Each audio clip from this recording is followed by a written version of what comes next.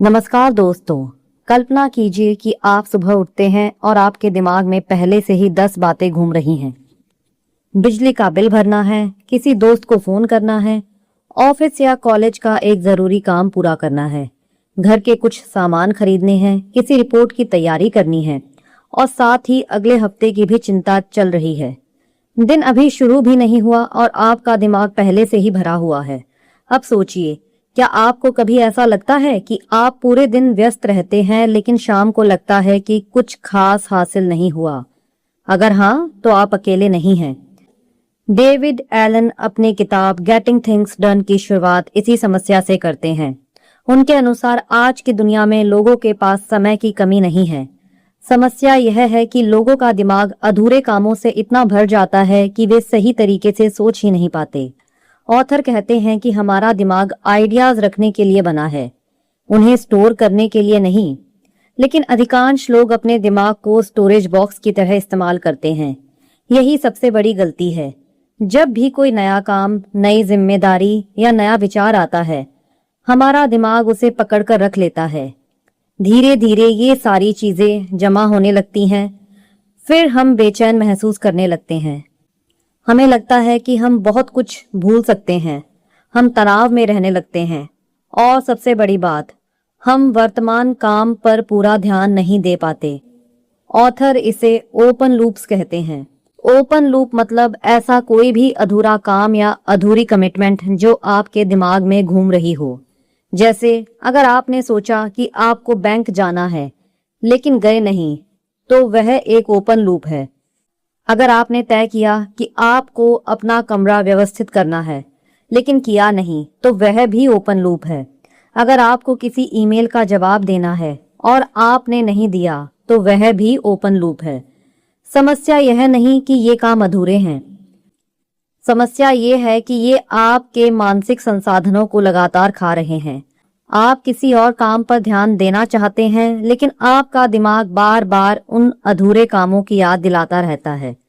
Author बताते हैं कि जब कोई काम अधूरा रहता है तो हमारा दिमाग उसे बार बार याद दिलाने की कोशिश करता है, मानो वह कह रहा हो, मुझे भूलना मत, मुझे भूलना मत। और यही प्रक्रिया आपकी मेंटल एनर्जी को धीरे धीरे खत्म करती रहती है। अब एक इंटरेस्टिंग सवाल, क्या सफल लोग इसीलिए सफल होते हैं क्योंकि उनके पास कम काम होते हैं? नहीं, असल में सफल लोगों के पास आम लोगों से कहीं ज्यादा जिम्मेदारियां होती हैं। फिर भी वे शांत कैसे रहते हैं?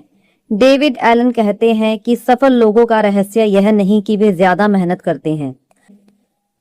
उनका सीक्रेट यह है कि वे अपने दिमाग को अनावश्यक बोझ से मुक्त रखते हैं। वे हर चीज अपने दिमाग में नहीं रखते।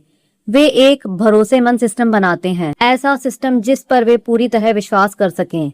और यही इस किताब का मूल विचार है।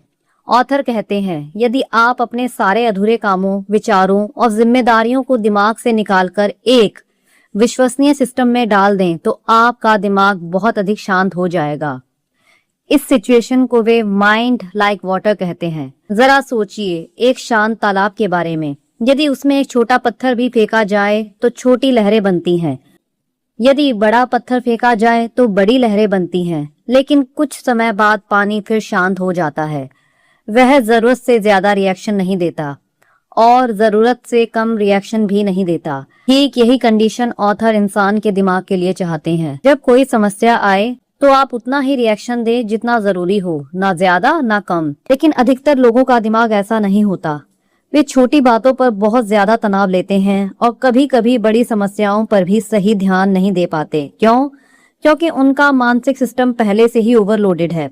ऑथर बताते हैं कि प्रोडक्टिविटी का असली मतलब ज्यादा काम करना नहीं है। प्रोडक्टिविटी का मतलब है सही समय पर सही काम करना।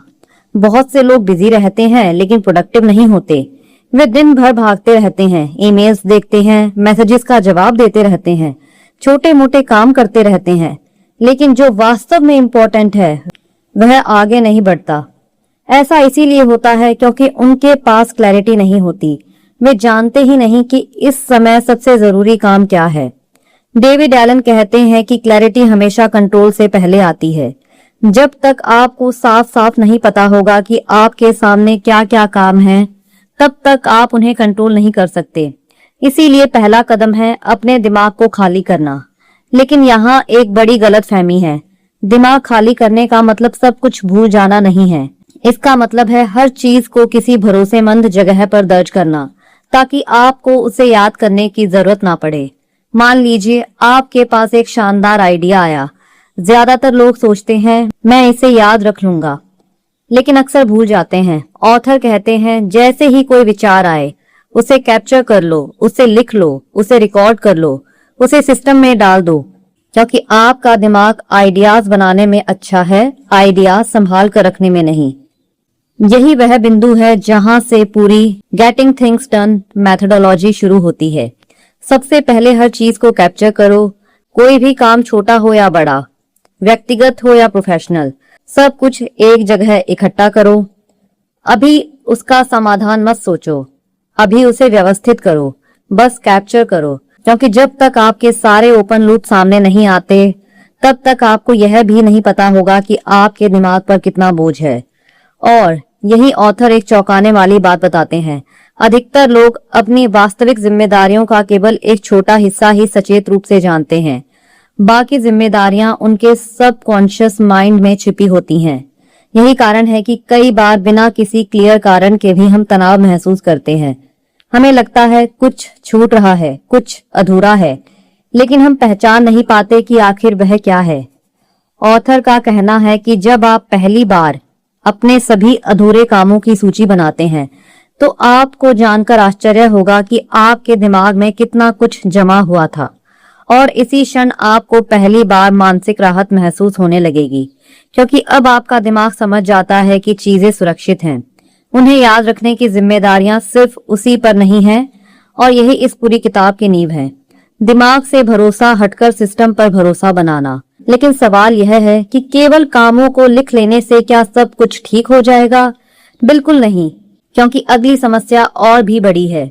एक बार सारे काम कैप्चर हो जाएं, तो फिर यह कैसे तय करें कि किस काम के साथ क्या करना है, कौन सा काम अभी करना है, कौन सा बाद में, कौन सा किसी और को सौंपना है, और कौन सा काम शायद कभी करना ही नहीं। हर काम में सही फैसला कैसे ले? मान लीजिए आपने अपने सारे काम, आइडिया, जिम्मेदारियां और याद रखने वाली बातें लिख ली। अब क्या केवल लंबी सूची बना लेने से जीवन व्यवस्थित हो जाएगा? बिल्कुल नहीं। असल में कई लोग यही गलती कर बैठते हैं। वे टू डू लिस्ट तो बना लेते हैं, लेकिन उन लिस्ट को देखकर और ज्यादा तनाव में आ जाते हैं, क्योंकि उन्हें समझ नहीं आता कि आगे क्या करना है। डेविड एलन कहते हैं कि समस्या कामों की संख्या नहीं होती, समस्या यह होती है कि अधिकांश चीजों के बारे में हमने कोई क्लियर डिसीजन नहीं लिया होता। हम जानते हैं कि कोई काम मौजूद है, लेकिन हमने तय नहीं किया कि उसके साथ करना क्या है। और जब तक डिसीजन नहीं लिया जाता, दिमाग उस चीज को बार बार उठाता रहता है। ऑथर के अनुसार प्रोडक्टिविटी की सबसे बड़ी दुश्मन प्रोक्रास्टिनेशन नहीं है, बल्कि इनडिसीजन है। क्योंकि जब किसी काम के बारे में क्लैरिटी नहीं होती, तब तक हम उसे टालते रहते हैं। अब ऑथर एक बहुत महत्वपूर्ण प्रिंसिपल बताते हैं। जब भी कोई नई चीज आपके सिस्टम में आए, आपको उसके बारे में सिर्फ एक सवाल पूछना है, यह वास्तव में क्या है?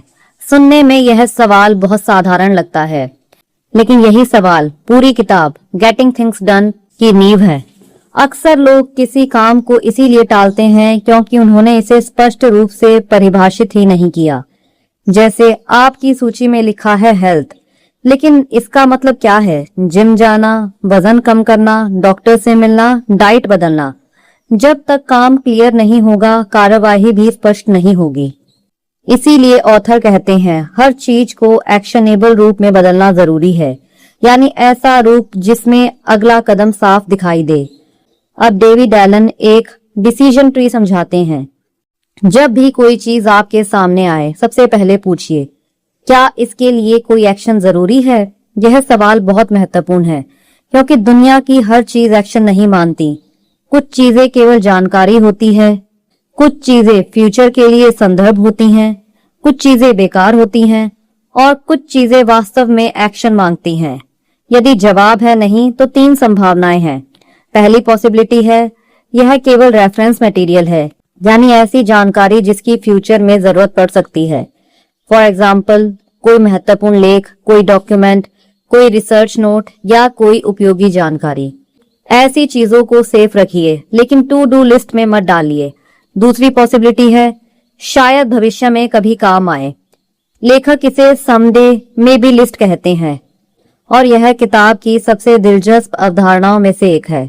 कई बार हमारे पास ऐसे विचार होते हैं जो अच्छे तो लगते हैं, लेकिन अभी उन पर काम करने का समय नहीं होता। जैसे कभी नई भाषा सीखनी है, कभी किताब लिखनी है, कभी विदेश यात्रा करनी है, कभी नया बिजनेस शुरू करना है। प्रॉब्लम यह है कि लोग इन विचारों को या तो भूल जाते हैं या फिर उन्हें अपनी एक्टिव टू डू लिस्ट में डालकर खुद को परेशान करते रहते हैं। डेविड एलन कहते हैं कि इन सपनों और विचारों के लिए अलग सूची बनाइए। न उन्हें छोड़िए, न उन्हें अभी का काम बनाइए, बस भविष्य के लिए सुरक्षित रख दीजिए। तीसरी पॉसिबिलिटी है वह चीज पूरी तरह बेकार हो सकती है। यदि उसकी जरूरत नहीं है तो कोई मूल्य नहीं है और भविष्य में उपयोग की संभावना भी नहीं है, तो उसे हटा दीजिए। ऑथर क्लियर कहते हैं हर चीज को बचाकर रखने की आदत मानसिक अव्यवस्था बढ़ाती है। कई लोग केवल इसीलिए पुरानी चीजें संभाल कर रखते हैं क्योंकि शायद कभी काम आ जाए, लेकिन ऐसा कभी अक्सर कभी नहीं आता। अब बात करते हैं उन चीजों के लिए जिनके लिए एक्शन जरूरी है। इसे 2 मिनट रूल कहा जाता है और यहाँ किताब का सबसे इंपॉर्टेंट रूल आता है 2 मिनट रूल। ऑथर कहते हैं यदि कोई काम 2 मिनट या उससे कम समय में पूरा हो सकता है तो उसे तुरंत कीजिए। उसे लिस्ट में मत डालिए, उसे प्लान मत कीजिए, उसे स्केड्यूल मत कीजिए, बस कर दीजिए। जैसे किसी ईमेल का जवाब देना, किसी को कंफर्मेशन भेजना, फाइल को सही फोल्डर में रखना, एक छोटा फोन कॉल करना। इन कामों को टालने से वे बाद में और अधिक मानसिक जगह घेरते हैं, इसीलिए तुरंत निपटना ज्यादा इफेक्टिव होता है। अब मान लीजिए कोई काम 2 मिनट से बड़ा है, तो अगला सवाल आता है क्या यह काम मुझे ही करना है? यह सवाल सुनने में सरल है लेकिन बहुत शक्तिशाली है, क्योंकि बहुत से लोग ऐसे कामों में अपना समय खर्च कर देते हैं जिन्हें कोई और भी कर सकता था। ऑथर डेलीगेशन की बात करते हैं। यदि कोई दूसरा व्यक्ति वह काम बेहतर या समान गुणवत्ता से कर सकता है तो उसे सौंप दीजिए। कई लोग सब कुछ खुद करने की कोशिश करते हैं। उन्हें लगता है कि इससे नियंत्रण बना रहेगा, लेकिन रियलिटी में ऐसा करने से वे खुद बॉटलनेक बन जाते हैं। उनकी सारी ऊर्जा छोटे छोटे कामों में खर्च होने लगती है और महत्वपूर्ण काम पीछे रह जाते हैं। सक्सेसफुल लोग केवल काम नहीं करते, वे सही काम करते हैं और जो काम दूसरे कर सकते हैं उन्हें सौंप देते हैं। लेकिन यदि काम आपको ही करना है तो फिर अगला कदम है उसे ऑर्गेनाइज करना। यहाँ लेखक एक महत्वपूर्ण विचार रखते हैं। किसी भी काम को तभी शुरू किया जा सकता है जब उसका अगला कदम स्पष्ट हो। इसे नेक्स्ट एक्शन कहा जाता है। अधिकांश लोग प्रोजेक्ट लिखते हैं लेकिन प्रोजेक्ट पर काम नहीं करते। क्यों? क्योंकि प्रोजेक्ट कोई एक्शन नहीं होता। मान लीजिए आपकी लिस्ट में है घर बनाना, यह प्रोजेक्ट है, लेकिन अगला एक्शन क्या है? शायद किसी आर्किटेक्ट को फोन करना, शायद बजट तैयार करना, शायद जमीन के कागज देखना। जब तक अगला कदम स्पष्ट नहीं होगा काम आगे नहीं बढ़ेगा। इसीलिए डेविड एलन बार बार कहते हैं अपने प्रोजेक्ट्स पर मत सोचिए, उनके नेक्स्ट एक्शंस पर सोचिए। जब नेक्स्ट एक्शन स्पष्ट होता है तो शुरुआत आसान हो जाती है और शुरुआत ही अक्सर सबसे कठिन हिस्सा होती है। अगर आपको अब तक इस बुक की सीख उपयोगी लग रही है तो वीडियो को लाइक जरूर करें, चैनल को सब्सक्राइब करें ताकि ऐसी गहराई से समझाई गई बुक समरीज आप तक लगातार पहुंचती रहें। और कमेंट्स में बताइए आपके दिमाग में इस समय सबसे बड़ा ओपन लूप कौन सा है। शायद उसे पहचानना ही उसे हल करने का पहला कदम हो सकता है। तो चलिए आगे बढ़ते हैं। ऑथर कहते हैं कि लोग अक्सर मोटिवेशन की कमी की शिकायत करते हैं, लेकिन कई बार समस्या मोटिवेशन नहीं होती, समस्या क्लैरिटी की होती है। जब आपको ठीक ठीक पता होता है कि अगला कदम क्या है तो काम शुरू करना बहुत आसान हो जाता है।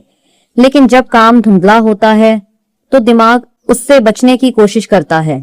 इसीलिए कुछ लोग महीनों तक प्रोजेक्ट्स को टालते रहते हैं। वे आलसी नहीं होते, वे केवल स्पष्ट नहीं होते। डेविड एलन कहते हैं कि क्लैरिटी तनाव को कम करती है और अस्पष्टता तनाव को बढ़ाती है। ऑथर कहते हैं कि हर काम के बारे में एक बार सोचिए, बार बार नहीं।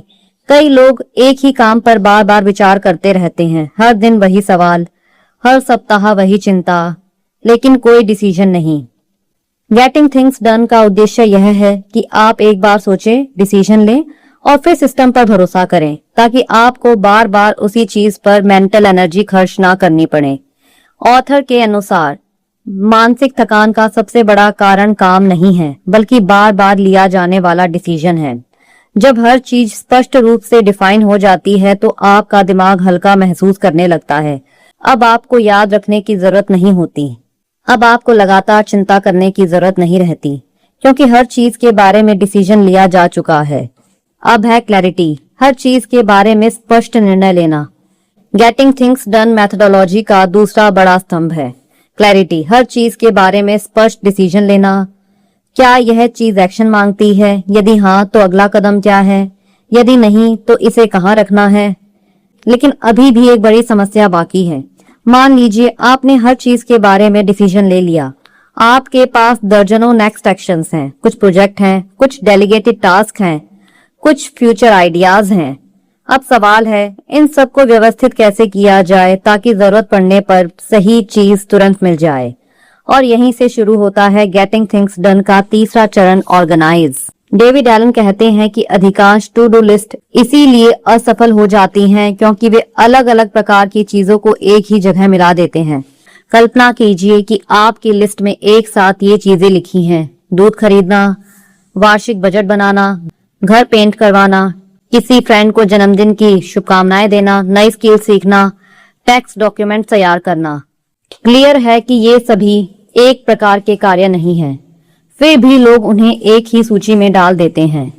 रिजल्ट, दिमाग भ्रमित हो जाता है। लेखक कहते हैं संगठन का उद्देश्य चीजों को कंट्रोल करना नहीं है, बल्कि सही समय पर सही जानकारी उपलब्ध कराना है। यानी जब आपको किसी चीज की जरूरत हो तो वह तुरंत मिल जानी चाहिए। इसी विचार के आधार पर गेटिंग थिंग्स डन एक व्यवस्थित ढांचा प्रस्तुत करता है और इसकी शुरुआत होती है नेक्स्ट एक्शन लिस्ट से। नेक्स्ट एक्शन लिस्ट, असली काम की सूची। डेविड एलन के अनुसार यह आपकी सबसे महत्वपूर्ण सूची है। इसमें केवल वे कार्य होने चाहिए जिन पर वास्तव में कार्यवाही की जा सकती है।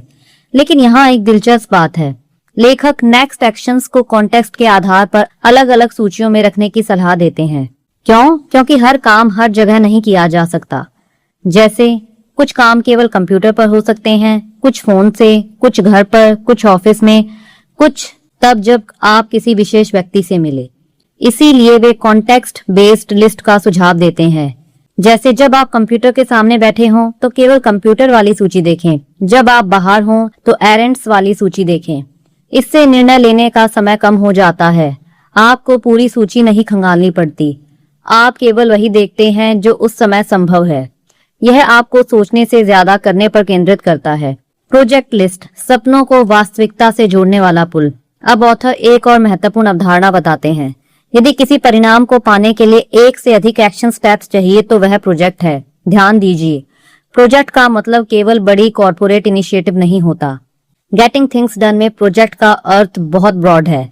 उदाहरण के लिए नया मोबाइल खरीदना, कमरा मैनेज करना, परिवार की यात्रा की योजना बनाना, फैमिली ट्रिप प्लान करना, नया कोर्स पूरा करना, ये सभी प्रोजेक्ट्स हैं क्योंकि इनमें एक से अधिक कदम शामिल हैं। लेखक बताते हैं कि प्रोजेक्ट लिस्ट का उद्देश्य काम करना नहीं है, इसका उद्देश्य केवल प्रोजेक्ट्स की पहचान बनाए रखना है। वास्तविक काम हमेशा नेक्स्ट एक्शंस पर होते हैं। यही कारण है कि गेटिंग थिंग्स डन में प्रोजेक्ट लिस्ट और नेक्स्ट एक्शन लिस्ट अलग अलग रखी जाती हैं। प्रोजेक्ट आपको डेस्टिनेशन दिखाता है, नेक्स्ट एक्शन आपको अगला कदम दिखाता है और प्रगति हमेशा अगले कदम से होती है। अब है वेटिंग फॉर लिस्ट, मानसिक शांति का गुप्त हथियार। अब हम उस सूची पर आते हैं जिसे बहुत कम लोग बनाते हैं, लेकिन जो प्रोडक्टिविटी को काफी बढ़ा सकती है। यह है वेटिंग फॉर लिस्ट। कल्पना कीजिए, आपने किसी को ईमेल भेजा है, आपने किसी एम्प्लॉय को काम सौंपा है, आपने किसी डिपार्टमेंट में आवेदन किया है। अब गेंद आपके पाले में नहीं है, लेकिन यदि आपने इसे कहीं दर्ज नहीं किया तो क्या होगा? आप बार बार सोचेंगे, क्या जवाब आया, क्या उसने काम किया, क्या मुझे याद दिलाना चाहिए, यानी फिर से मेंटल बोझ। डेविड एलन कहते हैं, जब भी कोई जिम्मेदारी किसी और को सौंपे तो उसे वेटिंग फॉर लिस्ट में डाल दीजिए, साथ में तारीख भी लिख लीजिए। अब आपका दिमाग उस जिम्मेदारी को पकड़कर नहीं बैठेगा, आपका सिस्टम उसे ट्रैक करेगा और यही भरोसेमंद सिस्टम की असली पहचान है। अब लेखक कैलेंडर के बारे में एक बहुत महत्वपूर्ण चेतावनी देते हैं। अधिकांश लोग कैलेंडर का गलत उपयोग करते हैं, वे उसमें हर प्रकार का काम भर देते हैं। रिजल्ट, कैलेंडर अविश्वसनीय हो जाता है। ऑथर कहते हैं, कैलेंडर केवल 3 प्रकार की चीजों के लिए होना चाहिए। पहली, टाइम स्पेसिफिक कार्य, जैसे किसी मीटिंग में शामिल होना। दूसरा, दिन के स्पेसिफिक कार्य, जैसे किसी निर्धारित तारीख तक फॉर्म जमा करना। तीसरा है डे स्पेसिफिक जानकारी, यानी यात्रा का विवरण या कोई महत्वपूर्ण रिमाइंडर। इसके अलावा बाकी कार्य कैलेंडर में नहीं होने चाहिए, क्योंकि यदि कैलेंडर में बहुत सारे काल्पनिक कार्य भर दिए जाएं तो धीरे धीरे आप उसे गंभीरता से लेना बंद कर देते हैं। गेटिंग थिंग्स डन में कैलेंडर एक पवित्र स्थान की तरह है। जो उसमें लिखा है वही वास्तव में उस दिन करना अनिवार्य है। फिर है समडे और मे बी लिस्ट, सपनों का सुरक्षित घर। अब आते हैं उस सूची पर जो रचनात्मक लोगों के लिए विशेष रूप से उपयोगी है, समडे और मे बी लिस्ट। बहुत से लोगों के पास सैकड़ों विचार होते हैं। किताब लिखनी है, नया बिजनेस शुरू करना है, फोटोग्राफी सीखनी है, किसी विदेश यात्रा पर जाना है, पॉडकास्ट शुरू करना है। समस्या यह है कि हर विचार पर अभी काम करना संभव नहीं, लेकिन उसे पूरी तरह छोड़ भी नहीं सकते। यही समडे और मे बी लिस्ट काम आती है। यह एक पार्किंग स्पेस की तरह है जहां विचार सुरक्षित रहते हैं। वे खोते नहीं, लेकिन वे वर्तमान कामों में बाधा भी नहीं बनते। फिर है रेफरेंस सिस्टम। एक और बड़ी गलती जो लोग करते हैं वह है जानकारी और काम को मिलाना। उदाहरण के लिए, किसी रिपोर्ट की कॉपी, किसी रिसर्च का डॉक्यूमेंट, किसी ग्राहक की जानकारी। ये टास्क नहीं है, ये रेफरेंस मटेरियल है। ऑथर कहते हैं कि रेफरेंस सिस्टम जितना सरल होगा उतना अच्छा होगा। यदि कोई डॉक्यूमेंट ढूंढने में 5 मिनट लग रहे हैं तो आपका सिस्टम पर्याप्त सिंपल नहीं है। सिस्टम का उद्देश्य जानकारी जमा करना नहीं है, सिस्टम का उद्देश्य जानकारी को तुरंत उपलब्ध कराना है। कैटेगरीज क्यों काम करती हैं? अब एक दिलचस्प मनोवैज्ञानिक पहलू समझते हैं। जब हमारा दिमाग बड़ी संख्या में विकल्प देखता है तो वह धीमा पड़ जाता है। इसे डिसीजन फटीग कहा जाता है। लेकिन जब विकल्पों को सही श्रेणियों में बांट दिया जाता है तो डिसीजन आसान हो जाता है।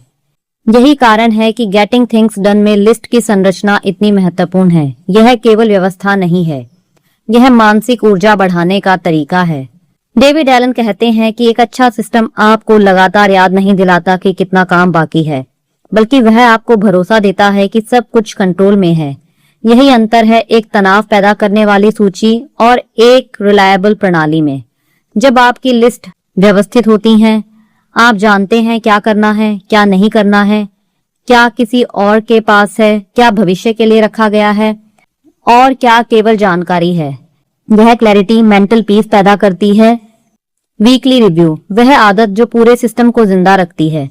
यह अलग अलग प्रकार की जानकारी और जिम्मेदारियों को सही जगह रखने का तरीका है। लेकिन अब एक बहुत महत्वपूर्ण सवाल उठता है। यदि आपने शानदार लिस्ट बना ली, प्रोजेक्ट ऑर्गेनाइज कर लिए, कैलेंडर सही कर लिया, नेक्स्ट एक्शन भी लिख लिए, तो क्या आपका सिस्टम हमेशा काम करेगा? डेविड एलन का जवाब है नहीं, क्योंकि कोई भी सिस्टम समय के साथ अव्यवस्थित होने लगता है। नए काम आते रहते हैं, पुराने काम पूरे होते रहते हैं, प्रायोरिटीज बदलती रहती हैं, नई रिस्पॉन्सिबिलिटीज जुड़ती रहती हैं, और यदि सिस्टम को समय समय पर साफ नहीं किया गया तो वह धीरे धीरे अविश्वसनीय हो जाता है। यही कारण है लेखक कहते हैं, सफलता केवल लिस्ट बनाने में नहीं है, बल्कि लिस्ट को नियमित रूप से रिव्यू करने में है। और इसी उद्देश्य के लिए उन्होंने एक विशेष प्रक्रिया बनाई है, वीकली रिव्यू। वीकली रिव्यू, कई लोग कैप्चर करना सीख लेते हैं, क्लैरिटी करना सीख लेते हैं, ऑर्गेनाइज करना भी सीख लेते हैं, लेकिन वीकली रिव्यू छोड़ देते हैं और फिर कुछ हफ्तों बाद उनका सिस्टम टूटने लगता है। आखिर वीकली रिव्यू है क्या? कल्पना कीजिए आप एक जहाज के कैप्टन हैं। जहाज समुद्र में आगे बढ़ रहा है। हर दिन छोटी छोटी दिशा सुधारने की जरूरत पड़ती है। यदि आप केवल यात्रा शुरू करें और फिर कभी दिशा न देखें तो जहाज अपने लक्ष्य से बहुत दूर जा सकता है। ठीक यही बात जीवन पर भी लागू होती है। हमारे काम, लक्ष्य और परिस्थितियां लगातार बदलती रहती हैं। इसीलिए समय समय पर पूरे सिस्टम को देखकर यह सुनिश्चित करना जरूरी है कि क्या सब कुछ सही दिशा में जा रहा है। वीकली रिव्यू का उद्देश्य है रुकना, देखना, सोचना और दोबारा क्लैरिटी प्राप्त करना। ऑथर इसे वीकली क्यों रखते हैं? यह इंटरेस्टिंग प्रश्न है। दैनिक रिव्यू बहुत अधिक हो सकता है और मंथली रिव्यू बहुत देर से हो सकता है, लेकिन एक सप्ताह ऐसा समय है जिसमें पर्याप्त काम जमा हो जाता है और पर्याप्त बदलाव भी हो जाते हैं। इसीलिए सप्ताह में एक बार पूरे सिस्टम को देखने से चीजें कंट्रोल में रहती हैं। डेविड एलन कहते हैं, यदि आपका सिस्टम 7 दिन से अधिक बिना रिव्यू के पड़ा है तो धीरे धीरे आपका विश्वास उस सिस्टम से कम होने लगता है और जिस दिन सिस्टम पर भरोसा नहीं हो उसका उपयोग भी कम होने लगता है। वीकली रिव्यू की शुरुआत होती है बिखरी हुई चीजों को इकट्ठा करने से। पूरे सप्ताह के दौरान कई नई चीजें आती हैं, नोट्स, कागज, ईमेल्स, वॉइस नोट्स, आइडिया, छोटे रिमाइंडर आदि। इनमें से कई चीजें शायद अभी तक आपके सिस्टम में नहीं पहुंची हो। ऑथर कहते हैं, सबसे पहले इन सभी चीजों को एक जगह इकट्ठा कीजिए। उद्देश्य यह सुनिश्चित करना है कि कोई भी ओपन लूप छूट ना जाए, क्योंकि अधूरी और अनदेखी चीजें ही मानसिक अव्यवस्था पैदा करती हैं। फिर है इनबॉक्स को एम्प्टी करना। अब उन सभी चीजों को प्रोसेस किया जाता है। जो भी नया आया है उसके बारे में डिसीजन लिया जाता है। क्या यह एक्शन मांगता है? क्या यह केवल रेफरेंस है? क्या इसे किसी और को सौंपना है? क्या यह फ्यूचर आइडिया है? लेखक बार बार दोहराते हैं, इनबॉक्स स्टोरेज स्पेस नहीं है, इनबॉक्स प्रोसेसिंग स्टेशन है। उसमें चीजें आने के लिए हैं, रहने के लिए नहीं। यदि इनबॉक्स भरता जाता है तो मानसिक तनाव का स्रोत बन जाता है। फिर है कैलेंडर की समीक्षा। अब कैलेंडर पर ध्यान दिया जाता है, लेकिन यहाँ डेविड एलन एक अनोखी सलाह देते हैं, सिर्फ आगे मत बढ़िए, पीछे भी देखिए। पिछले सप्ताह को भी रिव्यू कीजिए। क्यों? क्योंकि कई बार कोई मीटिंग, इवेंट या कॉन्वर्सेशन नए एक्शंस पैदा कर देती है जिन्हें हमने दर्ज नहीं किया होता। पिछले सप्ताह को देखने से ऐसे छूटे हुए काम सामने आ जाते हैं। इसके बाद आने वाले सप्ताह को देखिए। कोई डेडलाइन, कोई अपॉइंटमेंट, कोई यात्रा, कोई विशेष तैयारी, इससे आप भविष्य के लिए तैयार हो जाते हैं। फिर है वेटिंग फॉर लिस्ट की जांच। अब उन चीजों को देखिए जो आपने दूसरों को सौंप रखी हैं। क्या किसी ने जवाब दिया? क्या फॉलो अप की जरूरत है? क्या किसी प्रोजेक्ट की प्रगति रुकी हुई है? बहुत से लोग डेलीगेशन तो कर लेते हैं लेकिन ट्रैकिंग नहीं करते। परिणाम, महत्वपूर्ण काम धीरे धीरे गायब हो जाते हैं। वेटिंग फॉर लिस्ट आपको यह सुनिश्चित करने में मदद करती हैं कि जिम्मेदारियां खो ना जाएं। फिर है प्रोजेक्ट लिस्ट की समीक्षा। यह वीकली रिव्यू का सबसे महत्वपूर्ण हिस्सा है। अपनी पूरी प्रोजेक्ट लिस्ट देखिए एक एक करके और खुद से पूछिए, क्या हर प्रोजेक्ट का कम से कम एक नेक्स्ट एक्शन मौजूद है? यदि जवाब नहीं है तो वह प्रोजेक्ट जल्द ही रुक जाएगा। ऑथर बताते हैं कि अधिकांश प्रोजेक्ट इसीलिए नहीं रुकते क्योंकि वे कठिन हैं। वे इसीलिए रुकते हैं क्योंकि अगला कदम स्पष्ट नहीं होता। जब वीकली रिव्यू के दौरान आप हर प्रोजेक्ट के लिए नेक्स्ट एक्शन तय करते हैं तो प्रगति फिर से शुरू हो जाती है। फिर है समडे और मे बी लिस्ट देखना। अब उस सूची को देखिए जिसमें आपने अपने भविष्य के विचार रखे हुए हैं। यही अक्सर आश्चर्यजनक चीजें होती हैं। कई विचार जो 6 महीने पहले केवल कल्पना थे, आज वास्तविक अवसर बन सकते हैं।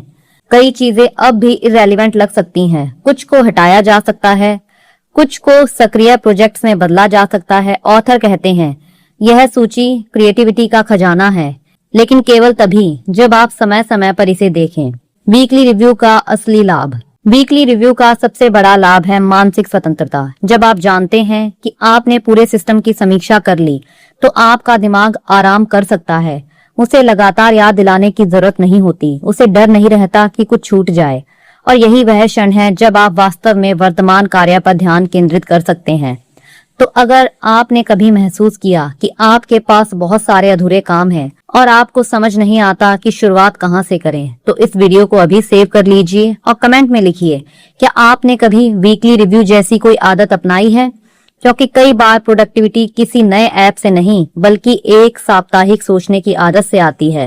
लोग वीकली रिव्यू क्यों छोड़ देते हैं? डेविड एलन के अनुसार इसका कारण बहुत सरल है। लोग रिव्यू को काम समझ लेते हैं, जबकि वास्तव में रिव्यू सोचने का समय है। हम अक्सर इतने व्यस्त रहते हैं कि रुककर दिशा देखने का समय ही नहीं निकालते। हम आगे बढ़ते रहते हैं और फिर एक दिन महसूस होता है कि हम गलत दिशा में भाग रहे थे। वीकली रिव्यू आपको यह गलती करने से बचाता है। यह आपके लिए एक मानसिक चेक पॉइंट बन जाता है जहां आप खुद से पूछते हैं, क्या मैं अभी भी सही चीजों पर काम कर रहा हूं? लेखक के अनुसार किसी भी प्रोडक्टिविटी सिस्टम की असली ताकत उसके फीचर्स में नहीं होती, उसकी असली ताकत ट्रस्ट में होती है। यदि आपको भरोसा है कि आपका सिस्टम सब कुछ संभाल रहा है तो आप शांत रहेंगे। यदि भरोसा नहीं है तो आप फिर से कुछ दिमाग में रखने लगेंगे और जैसे ही ऐसा होता है पूरा गेटिंग थिंग्स डन सिस्टम टूटने लगता है। वीकली रिव्यू उसी भरोसे को बनाए रखता है। यह आपके और आपके सिस्टम के बीच एक नियमित संवाद की तरह काम करता है। अब तक हमने जाना कि कैसे अपने दिमाग से बोझ निकालना है, हर चीज के बारे में क्लियर डिसीजन लेना है, एक भरोसेमंद सिस्टम बनाना है और वीकली रिव्यू के माध्यम से उसे जीवित रखना है। लेकिन अब हम उस सवाल पर पहुंच चुके हैं जहां जवाब लगभग हर व्यक्ति जानना चाहता है। जब आपके सामने कई काम हो तब आपको कौन सा काम करना चाहिए? मान लीजिए आपकी नेक्स्ट एक्शन लिस्ट तैयार है, प्रोजेक्ट व्यवस्थित है, कैलेंडर भी साफ है, फिर भी आपके सामने 10 या 20 संभावित काम मौजूद हैं। ऐसी स्थिति में सही चुनाव कैसे करें? डेविड एलन कहते हैं कि अधिकतर लोग प्रोडक्टिविटी को प्रायोरिटीज की समस्या समझते हैं, लेकिन कई बार समस्या प्रायोरिटीज की नहीं होती, समस्या कॉन्टेक्स्ट की होती है, क्योंकि हर काम हर परिस्थिति में नहीं किया जा सकता। कॉन्टेक्स्ट पहले होना चाहिए और प्रायोरिटी बाद में। ऑथर के अनुसार किसी भी समय आपके विकल्प सीमित होते हैं। यदि आप कार में बैठे हैं तो आप कंप्यूटर वाला काम नहीं कर सकते। यदि आप मीटिंग में हैं तो आप घर के काम नहीं कर सकते। यदि आपके पास केवल 10 मिनट हैं तो आप 2 घंटे वाला प्रोजेक्ट शुरू नहीं कर सकते। यानी सबसे पहले यह देखना होगा कि वर्तमान परिस्थिति आपको क्या करने की अनुमति देती है। यही कारण है कि getting things done context based list पर इतना जोर देता है। जब विकल्प कम हो जाते हैं तो डिसीजन आसान हो जाता है। अब मान लीजिए आपके पास 20 काम हैं, लेकिन आपके अगले अपॉइंटमेंट तक केवल 15 मिनट बचे हैं। ऐसी सिचुएशन में किसी बड़े प्रोजेक्ट पर काम शुरू करना समझदारी नहीं होगी। ऑथर कहते हैं, अवेलेबल समय को ध्यान में रखकर डिसीजन लेना चाहिए। कई लोग अपने समय की वास्तविकता को नजरअंदाज कर देते हैं। वे ऐसे काम शुरू कर देते हैं जिन्हें पूरा करने का समय उनके पास होता ही नहीं है। रिजल्ट बार बार रुकावट, बार बार अधूरापन और बढ़ती हुई डिसअपॉइंटमेंट। सही काम चुनने का मतलब केवल महत्वपूर्ण काम चुनना नहीं है, बल्कि ऐसा काम चुनना है जिसे वर्तमान समय में आगे बढ़ाया जा सके। डेविड एलन कहते हैं कि हर समय आपकी एनर्जी एक जैसी नहीं होती। कुछ समय आप फोकस रहते हैं, कुछ समय आपका दिमाग थका हुआ होता है, कुछ समय आप क्रिएटिव सोच सकते हैं, कुछ समय आप केवल साधारण काम कर सकते हैं। लेकिन अधिकतर लोग अपनी एनर्जी की वास्तविक स्थिति को अनदेखा कर देते हैं। वे हर समय समान प्रदर्शन की उम्मीद रखते हैं, जो संभव नहीं है। ऑथर सजेशन देते हैं कि हाई एनर्जी के समय कठिन और महत्वपूर्ण काम कीजिए और जब आपकी एनर्जी लो हो उस समय छोटे प्रशासनिक कार्य कीजिए। इस तरह आप अपनी क्षमता का बेहतर उपयोग कर पाएंगे। प्रायोरिटी वास्तव में है क्या? अब हम उस शब्द पर आते हैं जिसे लोग सबसे अधिक सुनते हैं, प्रायोरिटी। बहुत से लोग मानते हैं कि सफल व्यक्ति हमेशा सबसे महत्वपूर्ण काम पहचान लेते हैं, लेकिन ऑथर कहते हैं वास्तविक जीवन इतना सरल नहीं है। कई बार आपके सामने कई महत्वपूर्ण काम होते हैं और आपको उनमें से एक चुनना होता है। ऐसी सिचुएशन में आपको अपने गोल्स, रिस्पॉन्सिबिलिटीज और सर्कमस्टांसेस को देखकर निर्णय लेना होता है। गेटिंग थिंग्स डन कोई जादुई फॉर्मूला नहीं देता, बल्कि वह आपको इतना क्लियर बना देता है कि आप बेहतर डिसीजन ले सकें। क्लैरिटी निर्णय को आसान बनाती है, भ्रम निर्णय को कठिन बनाता है। अब है हॉरिजन ऑफ फोकस, जीवन को ऊंचाई से देखना। ऑथर कहते हैं केवल टास्क पर ध्यान देना पर्याप्त नहीं है, क्योंकि टास्क किसी बड़े उद्देश्य से जुड़े होते हैं। वे इसे हॉरिजन्स ऑफ फोकस कहते हैं। कल्पना कीजिए आप एक प्लेन में बैठे हैं। जितनी ऊंचाई बढ़ती है उतनी बड़ी तस्वीर दिखाई देने लगती है। जीवन भी ऐसा ही है। सबसे नीचे वर्तमान कार्य, उससे ऊपर प्रोजेक्ट्स, उससे ऊपर जिम्मेदारियों के क्षेत्र, उससे ऊपर आपके लक्ष्य, उससे ऊपर आपका विजन और सबसे ऊपर आपका पर्पस। पहला लेवल है करंट एक्शंस। यह वह काम है जो आप आज कर रहे हैं, जैसे phone call, emailing, meeting, report. ये दैनिक गतिविधियां हैं। दूसरा लेवल है प्रोजेक्ट्स। ये वे स्तर हैं जिन्हें आप अगले कुछ महीने में पूरा करना चाहेंगे, जैसे घर बदलना, कोर्स पूरा करना, बिजनेस बढ़ाना, यात्रा की योजना बनाना। प्रोजेक्ट्स दैनिक कार्यों को दिशा देते हैं। फिर है third level, areas of responsibility. अब ऑथर जीवन के उन क्षेत्रों की बात करते हैं जिनकी जिम्मेदारी आपके पास है, जैसे स्वास्थ्य, परिवार, करियर, शिक्षा, रिलेशनशिप्स आदि। यदि इन क्षेत्रों की देखभाल नहीं होगी तो धीरे धीरे समस्याएं पैदा होने लगेंगी, भले ही आपकी टू डू लिस्ट पूरी होती रहे। चौथा लेवल है गोल्स। यह वह जगह है जहां आप अगले 1 से 2 वर्षों के बारे में सोचते हैं। आप कहां पहुंचना चाहते हैं, क्या हासिल करना चाहते हैं, किस दिशा में बढ़ रहे हैं। गोल्स आपके प्रोजेक्ट्स को आकार देते हैं। 5वां स्तर है विजन। अब समय सीमा और बड़ी हो जाती है। आप अपने भविष्य की कल्पना करते हैं। आप कैसा जीवन जीना चाहते हैं, आप किस प्रकार का व्यक्ति बनना चाहते हैं, आप किस प्रकार का प्रभाव छोड़ना चाहते हैं। विजन दिशा देता है। 6th लेवल है पर्पस। यह सबसे ऊंचा स्तर है। ऑथर कहते हैं जीवन के बड़े डिसीजंस को समझने के लिए हमें अपने पर्पस पर विचार करना चाहिए। हम जो कर रहे हैं वह क्यों कर रहे हैं, हमारे मूल मूल्य क्या हैं, हम किस प्रिंसिपल के अनुसार जीवन जीना चाहते हैं। जब पर्पस क्लियर होता है तो डिसीजन लेना आसान हो जाता है। बहुत से लोग सोचते हैं कि यह किताब केवल टाइम मैनेजमेंट की किताब है, लेकिन वास्तव में यह उससे कहीं अधिक है। यह अटेंशन मैनेजमेंट की किताब है, यह मानसिक क्लैरिटी की किताब है, यह डिसीजन लेने की किताब है, यह मेंटल पीस की किताब है। डेविड एलन का लक्ष्य आपको अधिक व्यस्त बनाना नहीं है, उनका लक्ष्य आपको अधिक उपस्थित बनाना है, ताकि आप काम करें तो पूरी तरह काम करें, जब परिवार के साथ हों तो पूरी तरह उनके साथ हों, जब आराम करें तो बिना किसी अपराध बोध के आराम कर सकें। बुक की सबसे इम्पोर्टेंट सीख है, यदि पूरी किताब को एक वाक्य में समेटना हो तो शायद यह होगा, आपके दिमाग को याद रखने के लिए नहीं, सोचने के लिए इस्तेमाल कीजिए। दिमाग जितना कम चीजों को पकड़कर रखेगा उतनी अधिक क्रिएटिविटी, क्लैरिटी और शांति पैदा होगी। अगर इस बुक समरी से आपको कोई नई चीज सीखने को मिली तो वीडियो को लाइक जरूर करें, चैनल को सब्सक्राइब करें, ताकि ऐसी गहराई से समझाई गई बुक समरीज आप तक लगातार पहुंचती रहें। और कमेंट में बताइए आपको किताब की कौन सी सीख सबसे ज्यादा उपयोगी लगी। क्या वह 2 मिनट रूल थी, weekly review, next action thinking, या फिर माइंड लाइक वाटर का विचार। आपका एक कमेंट किसी दूसरे व्यक्ति को भी यह किताब पढ़ने के लिए प्रेरित कर सकता है। दोस्तों, हम में से अधिकांश लोग तनाव इसीलिए महसूस नहीं करते क्योंकि हमारे पास बहुत ज्यादा काम है। हम तनाव इसीलिए महसूस करते हैं क्योंकि हमने अपने कामों के साथ अपना रिश्ता स्पष्ट नहीं किया।